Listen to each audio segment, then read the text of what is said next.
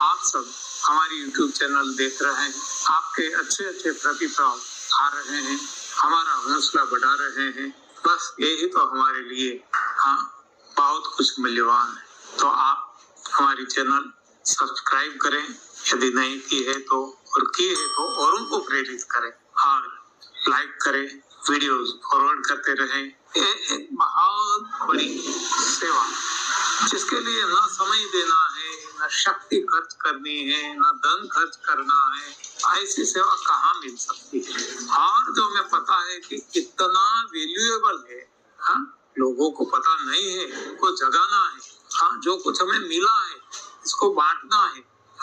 तो ज्योत से ज्योत जलाते चलना है।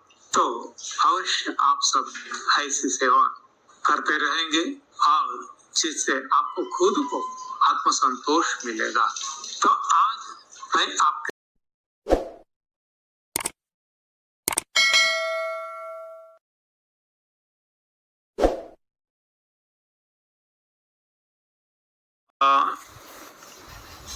एनडीएस તમે આખો પરિવાર ફોલો કરો છો, બરાબર?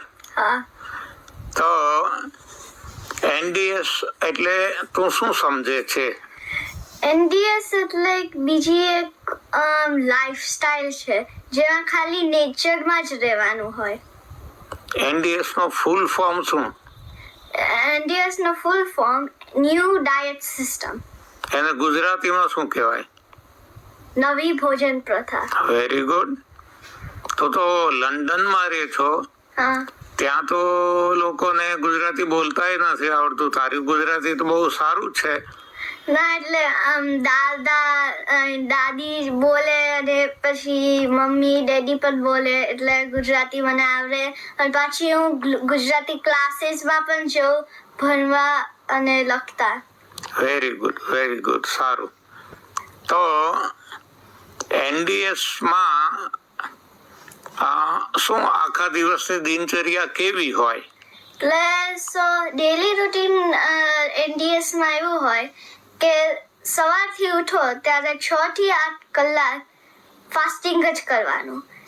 કારણ કે પછી તમે જે ખાધેલું હોય રાતે એનું પચવામાં જાય, એટલે પછી તમે ફરીથી હેવી બ્રેકફાસ્ટ નાખો તો પછી તમારું જે ડાયજેસ્ટિંગનું કામ ચાલતું હોય અંદર એ બાજુમાં જાય અને પછી બ્રેકફાસ્ટનું થાય વર્કિંગ. એટલે એ જે હોય એ પડેલો હોય અહીંયા. એટલે પછી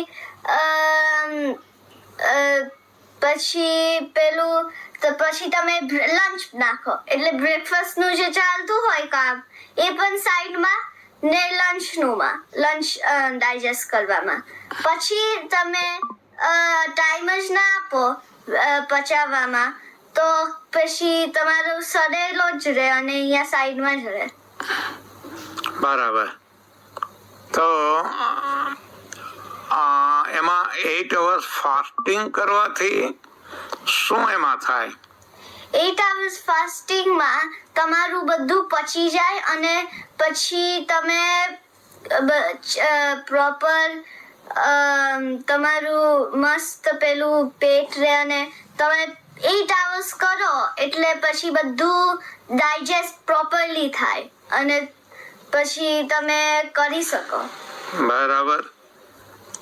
તો એ 8 hours ફાસ્ટિંગ પછી શું તમે કરો છો? પછી 8 hours ફાસ્ટિંગ પછી તમારે ગ્રીન જ્યુસ લેવાનો ને પછી તમે ડિનર લેવાનું. પણ તમે આખું ગ્રીન જ્યુસ લો પછી ડિનર ના લો. એટલે થોડીક વાર પેલું જ્યારે તમે ડિનર લો ત્યારે વચ્ચે તમને ભૂખ લાગે તો ખાલી ફ્રૂટ અને વેજીટેબલ્સ ખાવાના. કરેક્ટ. તો એ ગ્રીન જ્યુસ શું કામે લેવાનો? ગ્રીન જ્યુસ કારણ કે છે ને તમારું જ્યુસ પાંદડા હોય ને એમાં, એટલે તમારું બધું સફાઈ થાય અંદર. સફાઈ માટે. Very good. તો ગ્રીન જ્યુસમાં તમે ક્યાં ક્યાં પાંદડા વાપરો છો? સ્પિનિચ, ફુદીનો, મિન્ટ, કેલ, એવું બધું. પછી નાનો ટુકડોનો દૂધી અને લીંબુ મીઠું ને આમળા જોઈતા હોય તો.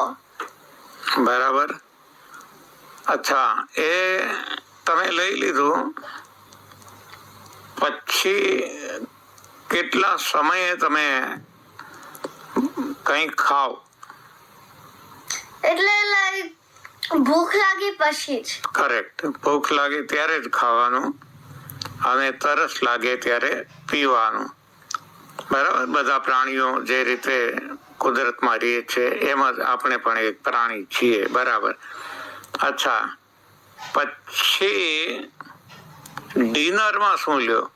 ડિનરમાં અમે મોટો સેલડનો બાઉલ લઈએ અને ભરેલા ટામેટા એવું બધું. બરાબર. પણ NDS માં તો એવું કે છે કે ડિનરમાં તમે રાત્રે રાંધેલું ખાવ તો પણ ચાલે, વાંધો નહીં. એટલે લાઈક તમને રોગ હોય તો તમારે પ્રોપરલી કરવું પડે અને સલાડ અને એ જ બધું કરવાનું. અને તમને જોઈતું હોય ખાવાનું પછી પાકેલું કે એવું કશું તો તમે 70 અને 30% નો રેશિયો રાખવાનો. 70% સલાડ અને 20% જે કઈ ખાવું હોય એ. બરાબર. પણ તારું અંગત શું માનવું છે અને તમારું લોકોનો શું અનુભવ છે કે રાંધેલું ખાવું સારું ખરું? ના, રાંધેલું ખાવું સારું નહીં. કારણ કે શું કરો, તમે ખાલી રાંધેલું ખાઓ તો એવું કહેવાય કે આપણે ગેસ ઉપર રાખીએ, બધું બળી જાય, કશું જ ના હોય એમાં. અને અમારો અનુભવ એ છે કે અમે જ્યારે લાઈક અમે તો ખાલી 9 મહિનાથી અમે ખાલી કાચા ઉપર જ છે. કોઈ પણ અમને લાઈક દાળ ભાત રોટલી કે એવું કશું શાક કે એવું કશું આપે તો અમને સીધો છે ને ટેમ્પરેચર આવી જાય, કારણ કે અમારું બોડી યુઝ ટુ નથી. બરાબર. તો આ NDS થી તમારા ફેમિલીમાં કોને કોને શું શું ફાયદા થયા છે?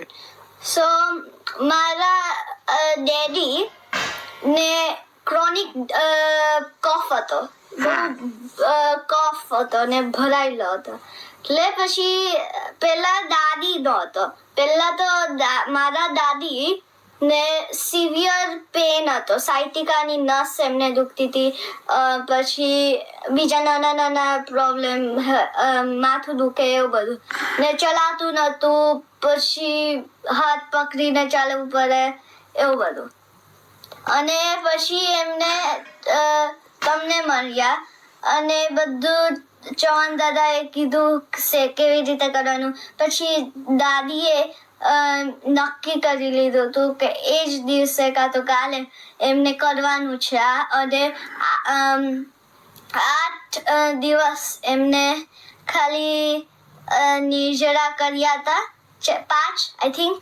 અને પછી એમને 8મા દિવસે એનિમા લીધો ત્યારે એમને ત્યારે એમને ડેડ વર્મ્સ આટલા નીકળ્યા હતા, ડેડ વર્મ્સ.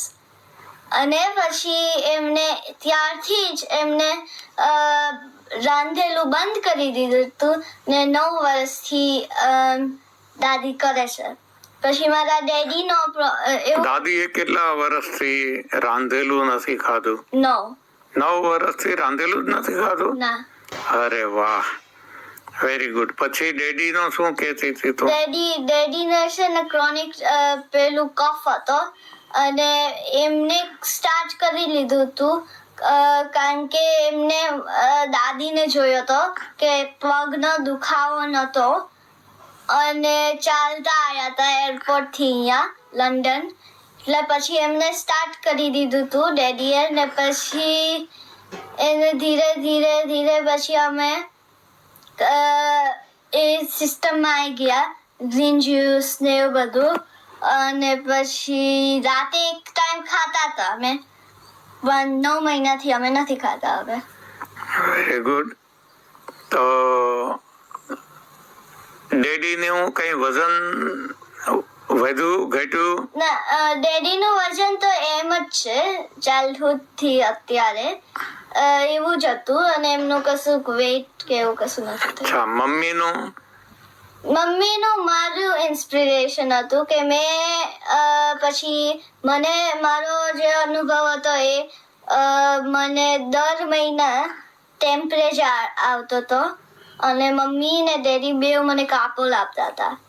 હું ભરાયેલી હતી કાપોલથી. એટલે પછી એમને દાદી આયા, એટલે પછી ડેડીએ કીધું કે ચલો મારી ઉપર સ્ટાર્ટ કરીએ અને પછી જોઈએ શું થાય છે.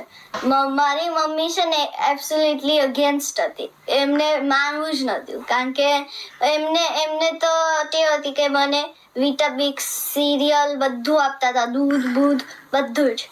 એટલે પછી એમને મારી ઉપર ટ્રાય કર્યું. દાદીએ મને એનીમાં આપ્યો, એવું ગંધાતું આવ્યું, અને પછી બહુ ગંધાતું હતું, ને પછી અમે બધું એનીમાં લેતા જ હતા અમે. અને પછી મેં ગ્રીન જ્યુસ એક પીધો આખો ગ્લાસ, અને પછી ત્યારથી મને એક ટીપું પણ કાપોલ નથી આપ્યા મમ્મી અને ડેડીએ. બરાબર. પછી મમ્મી કઈ સમજી કે હજી મમ્મી? ના, તો મમ્મી પછી છે ને મારું બરાબર થઈ ગયું ને ટેમ્પરેચર નહોતો આવતો, એટલે પછી એમને કીધું કે ચલો હું પણ ટ્રાય કરજો. મારી મમ્મી છે ને ચા પણ પીતા હતા, એટલે મમ્મીએ કીધું કે ચલો હું 1 મંથ ટ્રાય કરું, ચા નહીં પીવું. અને પછી એમને કોઈને નહોતું કીધું અમને કે હું ચા નથી બંધ કરું છું. એમને 1 મહિનો ટ્રાય કર્યું, અને પછી એમને 1 મહિનો પછી એમને ફરીથી ચા પીધી એક ટાઈમ, ને એમને તો લાઈક થૂકવું પડ્યું હતું બિનમાં, કારણ કે એમનો ટેસ્ટ બડ જ ચેન્જ થઈ ગયો હતો. ને પછી ઘરે આવ્યા ત્યારે ડેડીને બધું કીધું, અને પછી ત્યારથી અમે બધા NDS ફોલો કર્યા છે. બરાબર. તો મમ્મી ને વજન કઈ ઘટ્યું ખરું? હા, થોડુંક ઘટ્યું હતું, એટલે કારણ કે બધું ફાસ્ટિંગ પણ કરતા હતા કોઈક વાર, એટલે પછી એમનું ઘટ્યું. ને પછી મેં જ્યારે આવી ગયા સિસ્ટમમાં ત્યારે વધારે પછી થયું ને નોર્મલ થઈ ગયું. બરાબર. તો એ ફિઝિકલ કન્ડિશન થઈ. મેન્ટલ કન્ડિશનમાં કઈ સુધારો એવું લાગે છે? તમારે એટલે છે ને મેન્ટલ કન્ડિશનમાં તો તમારે ખાલી વિલ પાવર જોઈએ, બીજું કશું જ નહીં. હા, પણ મમ્મી નું તારું ઓબ્ઝર્વેશન હશે ને કઈ કે પેલા મમ્મી બહુ ગુસ્સો કરતી, પેલા મમ્મી તો તમને એમ તમે આટલું ભણો, આમ જ કરો, પહેલો નંબર લાવો, તો એની કઈ એટીટ્યુડમાં ચેન્જ તમને લાગે છે? એટલે પછી મને થયું કે લાઈક મમ્મી નોર્મલી મને પરાને ખવડાવતા હતા, લાઈક વિટામિક્સ, સિરિયલ ને એવું બધું મને ખવડાવતા જ હતા, એટલે ફોર્સ કરતા હતા બેઝિકલી. હવે અમે રો ફૂડમાં છે તો પછી કશું ફોર્સ નથી કરતા, જેટલું ખાવું હોય એટલું ખાય. બરાબર. એ ખાવાની વાત થઈ, પણ ભણવાની બાબતમાં?